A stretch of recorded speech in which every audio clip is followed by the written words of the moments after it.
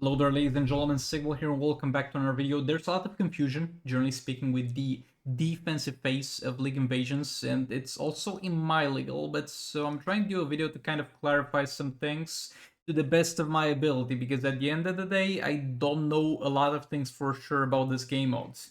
And for example, the first thing I don't know, it's the facilities here. They never say at any point if those facilities are gonna buff the heroes that you attack with or the heroes that are defending. It's most likely they're gonna buff the defending heroes, so keep that in mind, but we don't know for sure, they have never specified this. Now, let's take a look at this from the point of a player that tries to contribute to this. You're not a league officer, you're not a league leader. Let's take a look at what you have to do, like the bare minimum. I'm not asking you to spend money. I'm just asking you to add some goddamn cards to the towers. You're gonna take a look at a certain tower.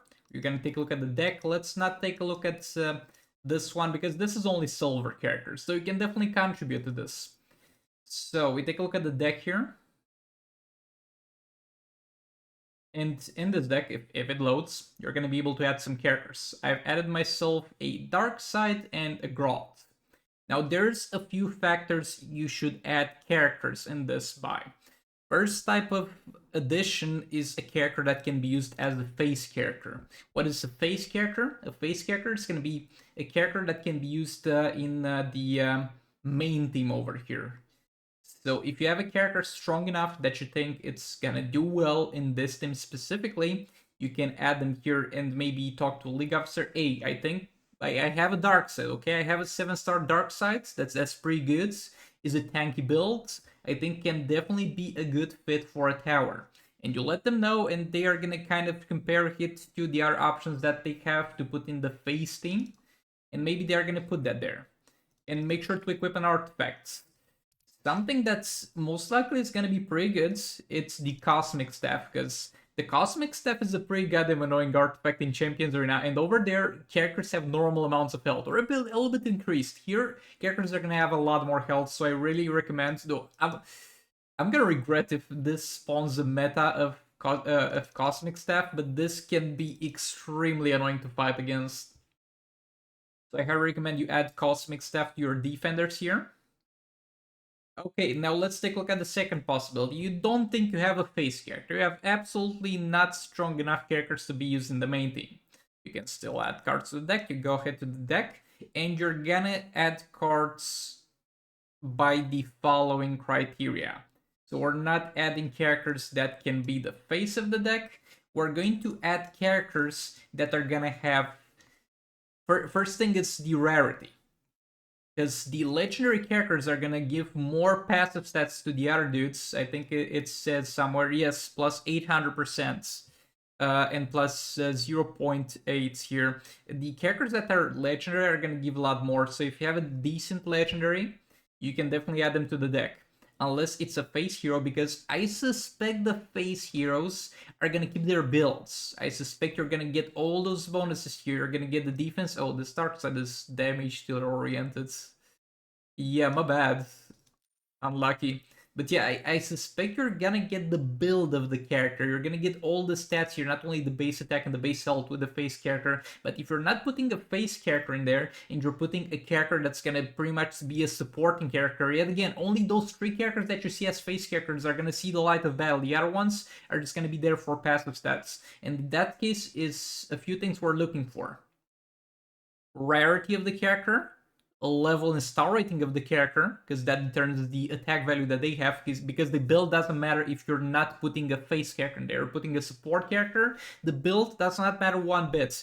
The only things that your character is gonna give to the team are gonna be dependent on the base attack, not the total attack, the base attack, this value over here, and the base health, this value over here, and those are 2 things that are gonna be influenced by the star rating of the character and by the level of the character. So make sure you put characters in there that are high level and high star rating, so they have a huge amount of those base stats. And the second criteria is gonna be putting characters in there that you don't think you're gonna use on offensive. That's a pretty big deal, And the slots here are going to be determined by something else. For now, just roll with how many slots you have per person and just drop your characters in there. But we're going to talk about that thing too in a second here. But for now, just be mindful of that. Add characters that you're not going to use for attacking. That's also important because you can't use characters for attacking that are put in those defensive towers and add them based on the rarity, star rating, and level, because that's the only thing that's going to influence what they're contributing with, unless you're, of course, putting a character that's there to be in the main team.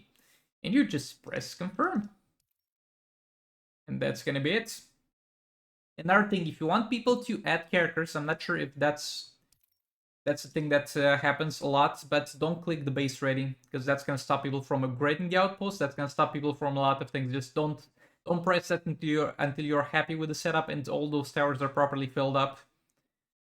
And yeah, I hope that cleared a bit of the confusion of the characters you should put there. Put them based on the star rating, the base attack and base health, and stuff that you do not need in terms of attacking. Now, all those towers, depending on the level of them, are going to have some certain modifiers. And you're going to need some level to those towers to unlock those modifiers. I think I'm going to post a short. I just spent 200 mil on upgrading some of these. Let's take a look at them. And we're going to talk about all of them. And talk about what I think it's going to be a bit more important here. Okay, so Star Bell with the amount of power versus power generation. This depends. It could go either way. If you have a team that you expect to burst down the enemy, I guess start with an amount of power. If you have a team that's gonna play the slow game, I guess increased power.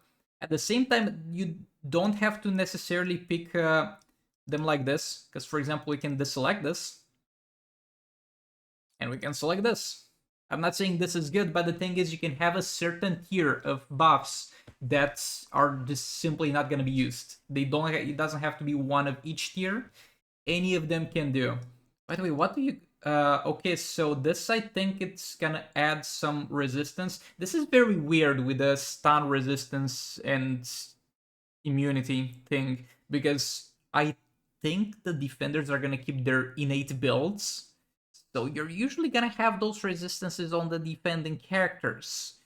So I don't really see the purpose of stun resistance here. Damage cap is something that I think it's gonna be very mandatory here, because you're gonna see a lot of percentage health characters being used. So I think the damage cap is gonna be a very, very important thing over here, so you don't get a few pips of King absolutely decimating your team. Then we have reduced battle time. It depends. This is something we can really put our finger on, and I think this goes all the way to -30 as soon as we see some gameplay of this, because it might be a situation where people play full fights, full 3-minute fights, and barely chip away at the defending team's health, or there might be situations where they just straight up one-shot your tower if you don't have the proper stuff, and the proper stuff might not have enough room to include this. So this has the potential of being good, but I would hold on to it for now. Destroy shields on basics and swipe.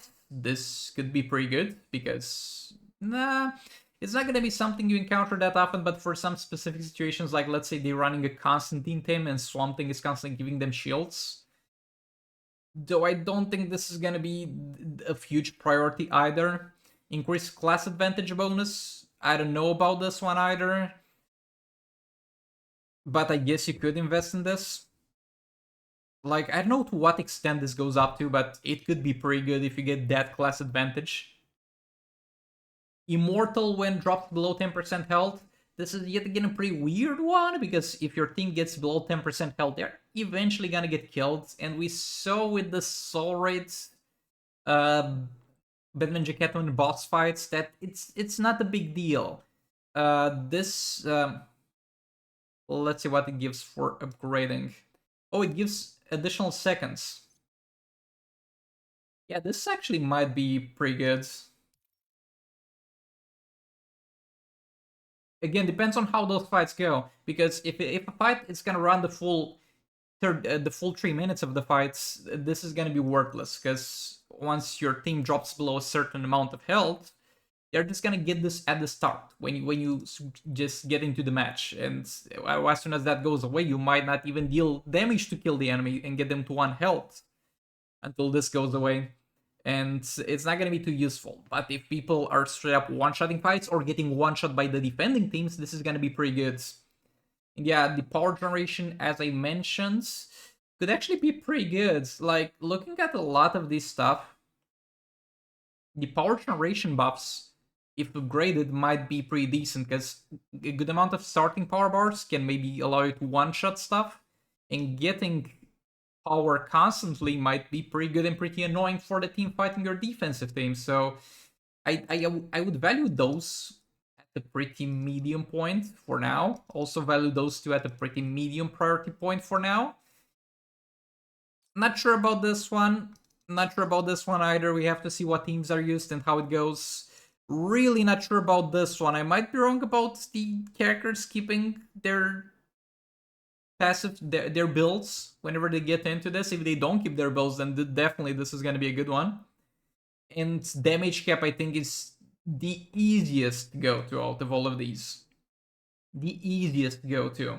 Though, of course, you need levels for this. And if you don't have somebody like me to drop 200 mil credits on those levels, it's going to be a little bit rough getting them. And that's where, as I know, all the towers have the same defensive setups here. Let's take a look at this. Yep, they all have the exact same defensive bonuses. Again, it's gonna be a situation of we have to wait what teams are used and how that goes, but definitely, I think I'm gonna deselect this. Oh, we don't have the damage cap on this one because it's not level 31. Yeah, I guess leave this one in. But yeah, the damage cap is gonna be definitely something impactful. Now, let's take a look at the resource spaces, the facilities. That's how they are called. So let's take a look at this, and let's take a look at the buffs that are available, because here there are going to be different buffs for different types of characters. And I think the arcane buffs are by far the most broken. And I think arcane characters are going to be the hardest thing to deal with, because a lot of those things... Let me switch to a different one. So here, we're going to get those specific things and specific class buffs that are going to be against specific class enemies. But if we go to Arcane, since Arcane doesn't have a particular advantage against any class, those buffs are going to be relevant against any class. I'm going to go through all of them, but first of all, I want to talk a little bit more in depth about the Arcane stuff. So, increased damage against any class is pretty good. Damage reduction against any class is also pretty good. I think I would maybe put a damage reduction in there. But this is where things get interesting. Not sure how relevant true damage against any class is really gonna be, because true damage is a thing that wants to bypass any level of defense, from what I'm understanding, as far as this goes. But at the same time, a lot of specials are gonna be armor pierce anyway. Bosses tend to do a lot more damage to your damage dealing team if you're not careful.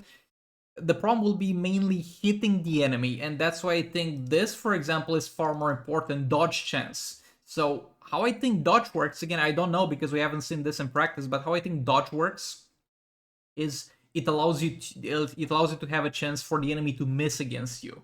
Now, if the enemy misses against you, it's not only going to be a damage mitigation, but it's not going to stagger you.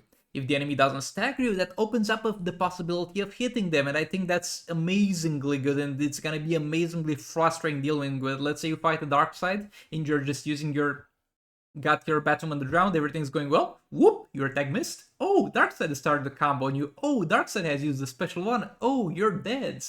That is indeed unfortunate.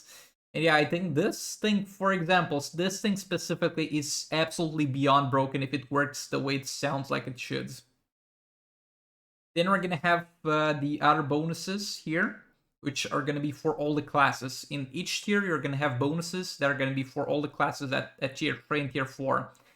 So this is gonna give you increased dot and hazard dot damage for your defensive characters, supposedly. Again, there's no confirmation this is gonna be for attacking characters or defending characters, but it's most likely gonna be for defensive characters. It's gonna be dot and hazard dot damage. I don't think this is too important because it's gonna be one of the two situations. You are either facing somebody that has dot and hazard dot resistance, in which case you can increase this however much you want. It's not gonna deal that much.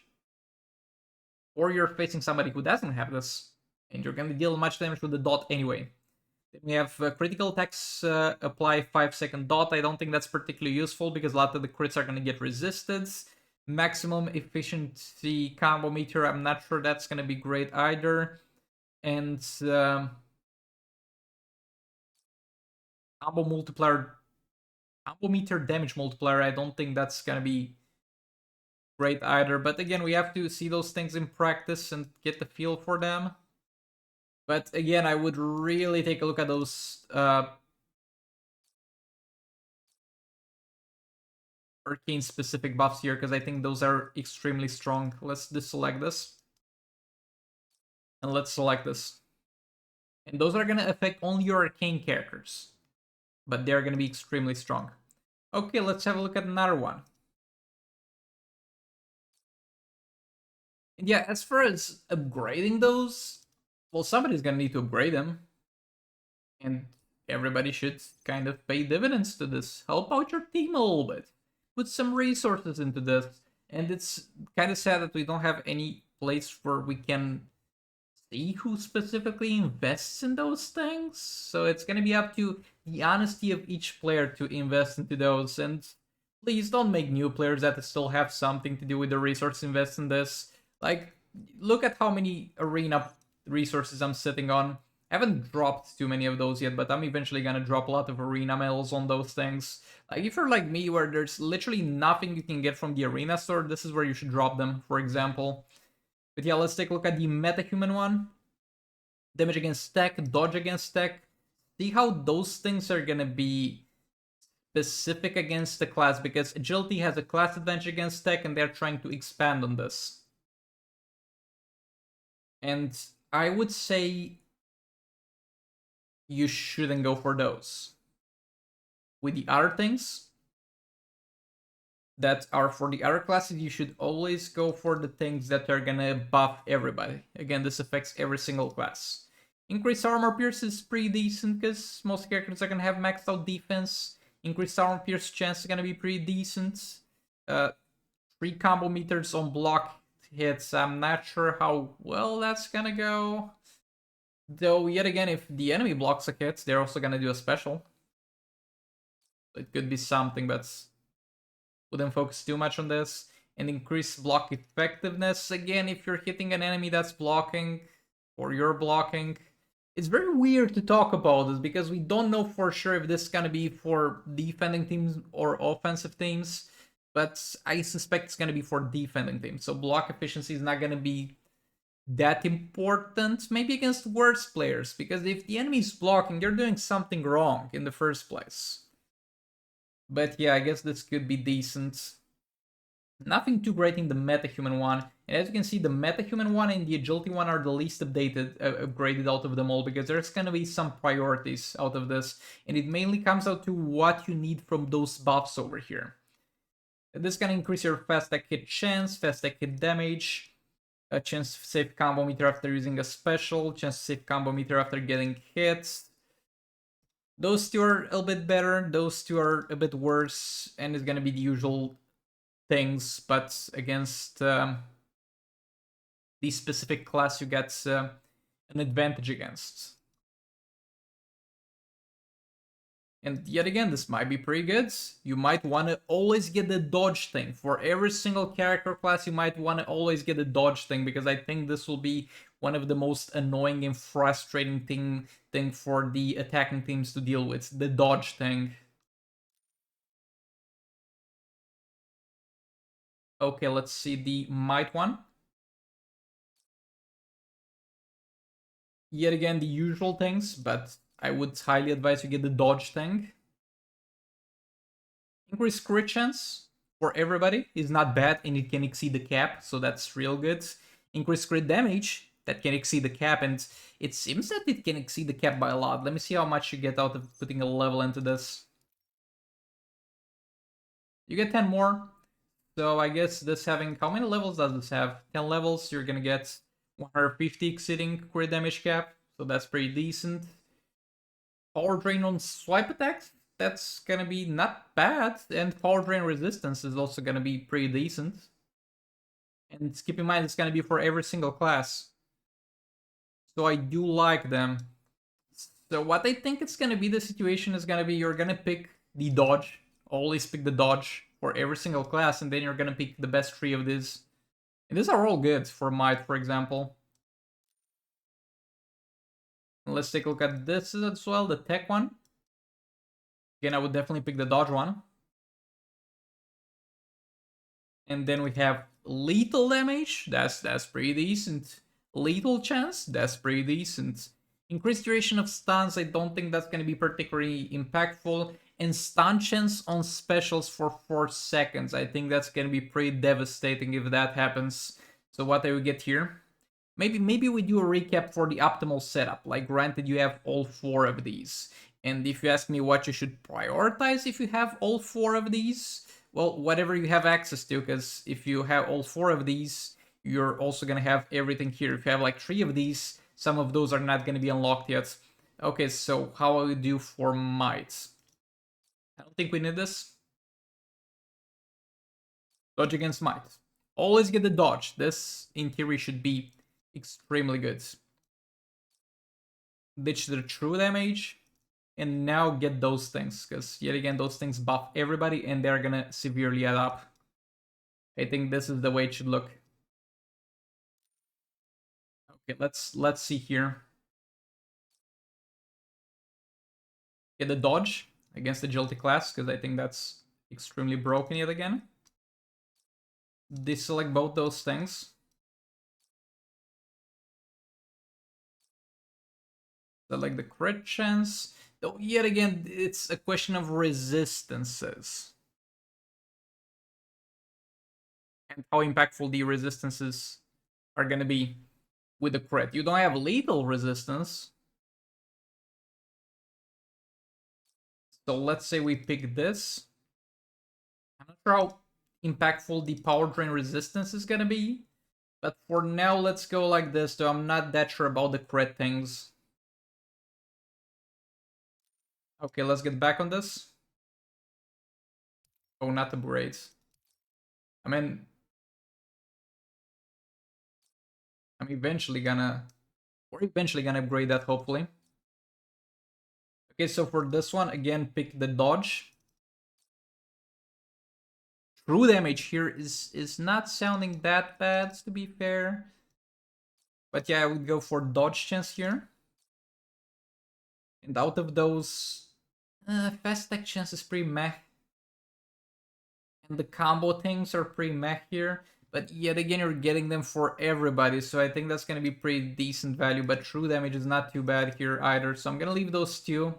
But I think I would get true damage and 3 of those. Maybe increase fast attack chance and fast attack damage, because this doesn't sound that impactful, but when it's combining with everything else that you're going to have, should be pretty impactful. The chance of saving combo after using a special, I don't know how impactful that's going to be. But yeah, we're gonna chill with those. Okay, let's take another look at this thing. Again, I would get the dodge. We don't even have a level for the dodge on this one yet, but definitely get the dodge. Maybe get the true damage too. I don't know. But we're gonna get here armor pierce damage, armor pierce chance. Definitely those two are gonna be pretty impactful. And those two, I don't know about them. They sound pretty useless. I'm not sure how much blocking is gonna play into this. If you're blocking, you're not taking that much damage anyway, unless you're getting hit by lethal, in which case your block efficiency is gonna be worthless anyway. So I don't know. I think those two, true damage and dodge. Yeah, that's going into a little bit of explaining about how this would maybe go. Again, I don't know a lot of things about this, and until we're gonna get to play this. Let's go over the towers one last time together. and also see what buffs I would pick. Bro, like honestly, out of all of those, I think the most damage cap has to be here. There's no way you're not putting damage cap. Class advantage is meh, I think. This is how I would go, though a lot higher level than I have them here. And the thing that sucks about those is that it takes league medals to upgrade them. And I don't know about you, but I can't need my league medal. I'm gonna drop. I'm gonna be generous and drop a few, especially on things that I like or I think have potential. But league medals, you actually have something to do with them because that's XP capsules, so you're gonna have a hard time getting people to drop those. But arena medals, you can have all my arena medals. I don't care about that. But yeah, what I would go for is definitely damage cap. Definitely damage cap. And maybe both the power things, because that's gonna make it annoying for the enemy. Keep in mind, you're gonna have dodge on a lot of things and you're gonna break out of combo. That granted, the goddamn facilities do apply. But yeah, there's no need to go on each tower because each tower pretty much gives you the same thing, but that's what I would take. Again, this is very weird for me as well. I don't think this game mode is weird for you alone, but I think we're gonna get a lot more information on this as soon as we get to play it. Also, you should focus first of all on getting one facility, one outpost level 31, because that's gonna increase your slots and your bonuses from them and everything from them. And if you have one outpost holding and not being taken over at the end of the attack phase, that's gonna be by far the most points you can get. So your first priority should be getting one outpost ready to go and strong. I hope you found this useful and you have a little bit of a better understanding over this. And I'll hopefully see you all in the next one. Goodbye!